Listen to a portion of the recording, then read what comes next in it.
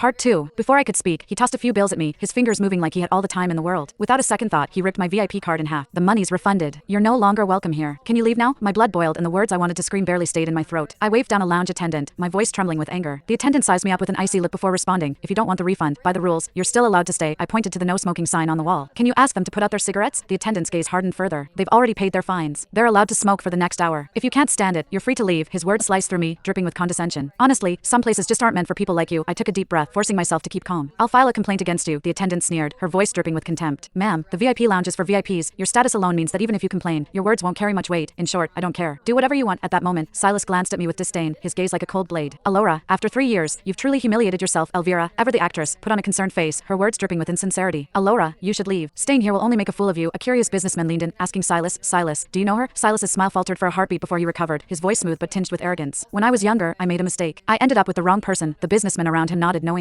It happens. These women are all the same. They know how to target wealthy men. Who hasn't been taken in by a woman or two in their youth? Once you see through them, it's no problem. Now Silas and his wife are deeply in love, having wandered down the wrong paths to finally find each other. You have to truly understand how low those gold-digging women can go to appreciate what real love looks like. I suppose there's some lesson in that after all. The people around me mocked and belittled me without a shred of restraint. Silas, who had once been my husband, knew I was being wronged, yet not a single word of defense came from his lips. Instead, he pointed at me with contempt, his voice dripping with disdain. I don't know where she heard that from, but she came here hoping to meet President Ferrari. Look at her. Pathetically begging for money, absolutely shameless. It's sickening. The crowd around me stared, their eyes filled with scorn as they tore into me. Lady, dignity matters. It's time for you to leave. This is a business space, not some charity event. You're making people uncomfortable. You won't get a dime. You've got arms and legs. Why don't you work for your living instead of always looking for handouts? I met their harsh words with cold defiance. I didn't come here begging for money. I just happened to run into Silas. Silas sneered, his voice dripping with disdain. Your pitiful act of playing coy and you think I'll fall for it? Alora, I once loved you, but I've long since run out of patience with you. He pulled Elvira close, a clear show of possession, and shot me a glance. I have someone else now and we're getting married soon. As for you, you're neither my first love nor my obsession. You're just a fleeting shadow. Seeing you here today only brings one feeling, disgust. Your methods are dirty beneath me. The first clap came from nowhere. Then, the whole room joined in. The businessmen clapped eagerly, their faces gleaming with admiration. Silas is so powerful. Silas really knows how to protect his woman. What dominance. The sycophantic display turned my stomach. I couldn't bring myself to engage with these people, so I turned to leave. But Elvira stepped in front of me, blocking my path. Alora, are you just going to walk away like this? Don't you think you owe me an apology? I blinked in confusion. What are you talking about? Elvira pointed to her high heels, her voice dripping with pride. These shoes? Custom made, worth 30,000. You stepped on me earlier and now the surface of my shoe is ruined. Everyone's gaze shifted to me, their eyes cold and judgmental. A wealthy businessman sneered. How can this woman be so uncivilized? She's not just uncivilized but vengeful, too, another man added. Silas's eyes locked on me, his expression hardening. Alora, you've really sunk to new lows. I could only offer a helpless shrug. I didn't step on her. Elvira's laugh was sharp and dismissive. So now you're calling me a liar? Soon, I'll be the wife of the CEO of a publicly listed company. What's my position? Would I really waste my time making false accusations against you? Silas's expression turned icy at her words. He pointed at me, his voice cutting through the tension. Alora, did you or didn't you step on her? Stop lying and embarrassing me.